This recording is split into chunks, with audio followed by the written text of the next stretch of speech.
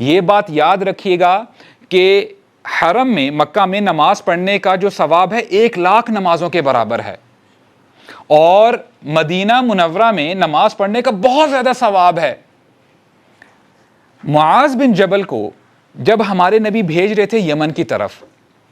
اور بڑا ہی ایموشنل سین ہے، معاذ بن جبل ابھی اونٹ کے اوپر ہیں اور رسول اللہ صلی اللہ علیہ وسلم ان کو الوداع کر رہے ہیں، اور ان کے ہاتھ ایک دوسرے کے ہاتھوں میں ہاتھ ہے، اور ہمارے نبی چل رہے ہیں اور اوپر معاذ بن جبل ہیں۔ تو چلتے چلتے جب مدینہ کے بالکل بارڈر پہ آ جاتے ہیں تو ہمارے نبی فرماتے ہیں کہ اے معاذ، ہو سکتا ہے کہ نیکسٹ ٹائم جب تم یمن سے واپس آؤ گے تمہیں میری مسجد ملے گی لیکن تمہیں محمد نہیں ملیں گے صلی اللہ علیہ وسلم۔ اب یہ معاذ بن جبل کے لیے کتنی بھاری بات ہوگی، ان کی آنکھوں میں آنسو آ جاتے ہیں، کہتے ہیں یا رسول اللہ پھر مجھے کیوں بھیج رہے ہیں، آپ مجھے اپنے سے جدا کیوں کر رہے ہیں، میں کیسے جا سکتا ہوں آپ کو چھوڑ کے۔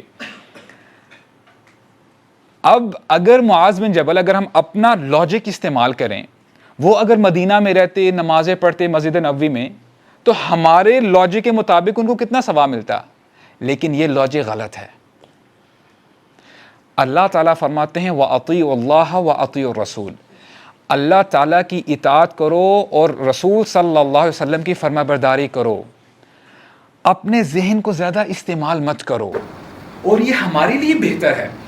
آپ کو کوئی ایکسٹرا آرڈینری جمناسٹکس کرنے کی ضرورت نہیں ہے، جو آپ کو کہا گیا ہے ڈوز وہ آپ کریں، اور جس سے آپ کو روکا گیا ہے اس سے آپ رک جاؤ۔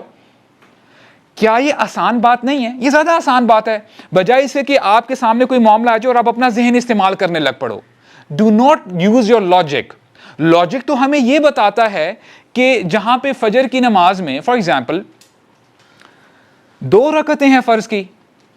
اگر ایک بندہ کہے کہ میں ثواب زیادہ کمانا چاہتا ہوں، میں 2 رکعت کی بجائے 3 رکعت کر لیتا ہوں، اور 3 رکعت کرنے سے ہوگا کیا، ایک رکوع بھی ایڈ ہو رہا ہے اور 2 سجدے بھی ایڈ ہو رہے ہیں۔ And if you use your logic, آپ کو تو ثواب زیادہ ملنا چاہیے، آپ نے رکعت زیادہ کر دی ہے،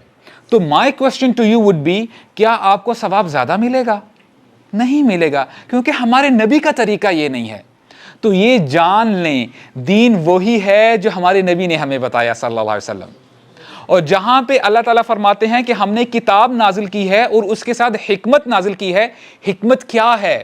مفسرون کہتے ہیں دس از دا وے آف دا پروفیٹ صلی اللہ علیہ وسلم، کہ ہمارے نبی نے کیسے دین کو سمجھا، کیسے قرآن کو سمجھا، اور صحابہ اکرام نے کیسے سمجھا۔ تو پلیز دین وہی ہے جو ہمارے نبی کا طریقہ ہے اور صحابہ اکرام نے جیسے سمجھا ہے اور جیسے انہوں نے کیا ہے۔